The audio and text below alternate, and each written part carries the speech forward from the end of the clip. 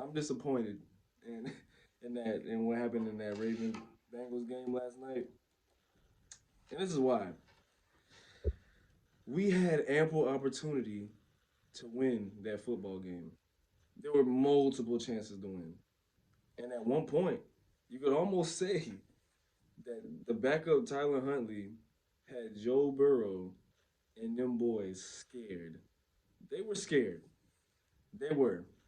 Until we got to that goal line, fumbled the ball, and they ran it back 98 yards for a touchdown.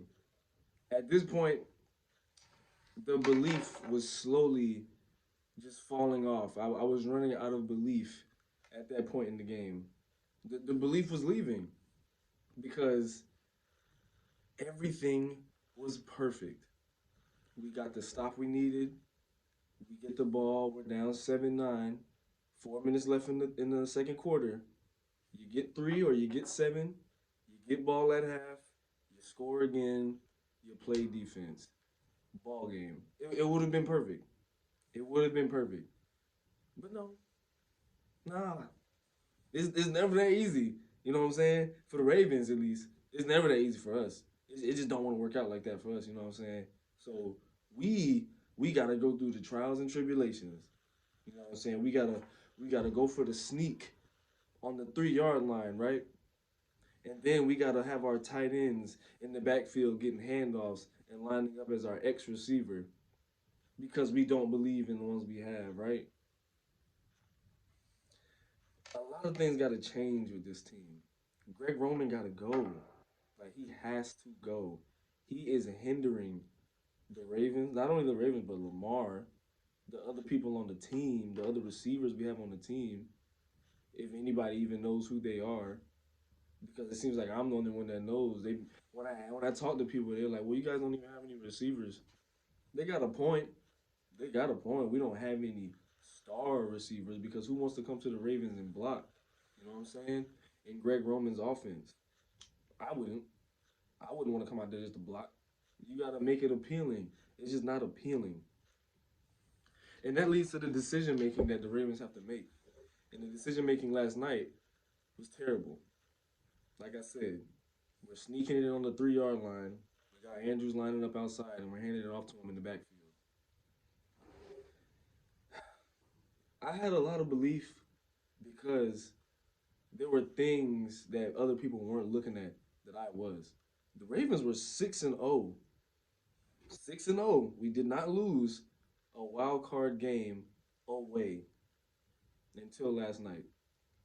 That was one of the main reasons I had so much belief because we just didn't lose before. We didn't do that. So I'm thinking, okay, history likes to repeat itself, so maybe I got something to hold on to. And I'm like, if Tyler Huntley can just have just this amazing game, then it's possible, which he did have. Like Tyler Huntley did not play bad, like at all. He threw 17 for 29, 226 yards, two touchdowns, and the interception in the first. Which, if you ask me, it didn't have too much effect on the game. They got points out of it, but we stuck around. I was expecting that from him though. At least one turnover. At least one. I did not expect a perfect QBR 3 touchdown game from Tyler Huntley at all. So I'm not gonna sit up here and act like he disappointed me. If anything, he went beyond my expectations, making plays that I just thought were just dead to rights. They had us dead in the water multiple times. We had a snap go over his head, gets it back, throws a pass, 19 yards, first down. Like I wasn't expecting that from Tyler, but I got it.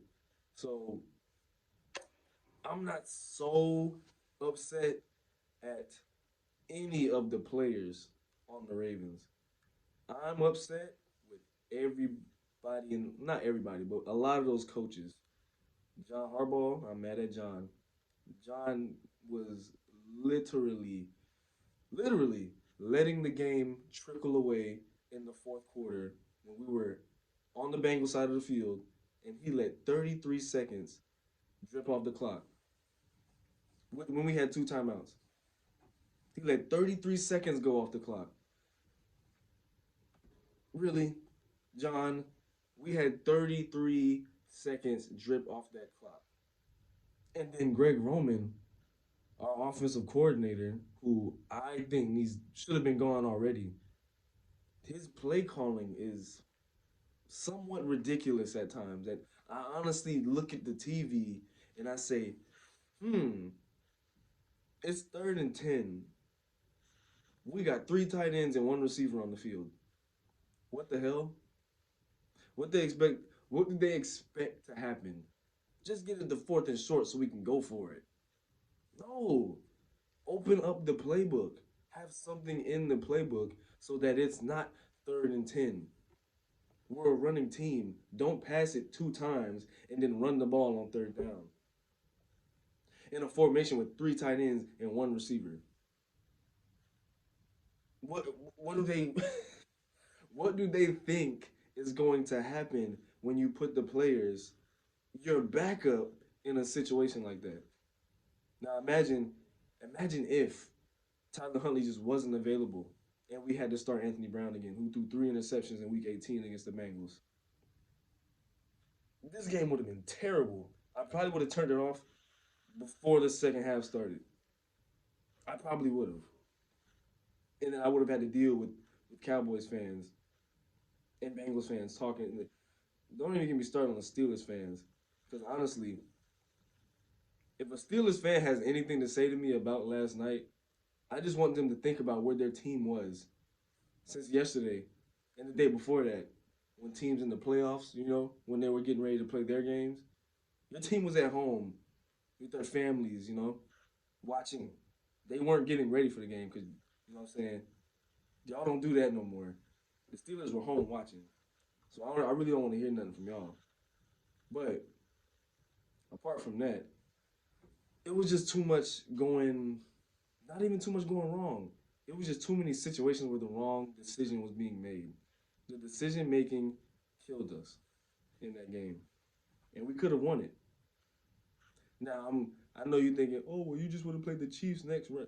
So would have game planned again, and we would have came and played again. That's what the playoffs is.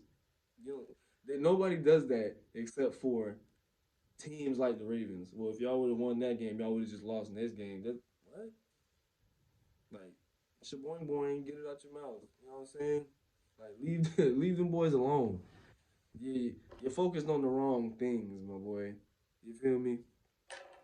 But end of the day, I'm proud of what that team was able to do against the Bengals, who I'm not gonna sit here and say I don't think they're that good, but the team that everybody glorifies to this high stature that we just weren't gonna win that game no matter what.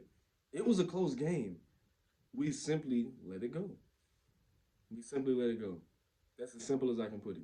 We had the game, but we let it go, and that was that. But there's still more playoff games to come. We got the Cowboys Bucks, 8:15. I'm gonna stick with my pick on the Bucks. It's the Cowgirls. Come on now, and they're playing Tom Brady. I'm not gonna bet against Tom Brady. I learned my lesson. Unless he's playing the Ravens, then I'll bet against him. Lamar had to put that beating on him earlier this season, but it's the Cowgirls. You got CeeDee Lamb, you got Tony Pollard, you got Zeke, and you got a defense who's been very subpar as of lately. The pass rush isn't getting there, and you needed to get there if you're playing Tom Brady. Your pass rush not getting there, you're not beating Tom Brady. It's as simple as that. Michael Parsons is gonna have to not have a subpar game. He's gonna have to get back there in the quarterback, at least get some pressures. If not, 2 sacks tonight. You know what I'm saying? Zeke gonna have to tote that thing. Tony Pollard gonna have to do what he do, and Dak Prescott's gonna have to be a quarterback. And if he doesn't, it's gonna be a lot of fingers pointing at Dak. There's gonna be a lot of fingers pointed towards him because he's this. He got his check. You know what I'm saying? And I really can't recall anything amazing that he's done.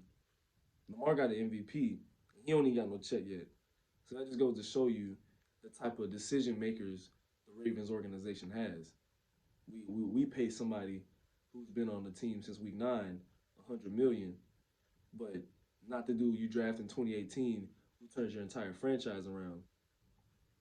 Make it make sense. But I'm gonna stop. That's enough about the Ravens.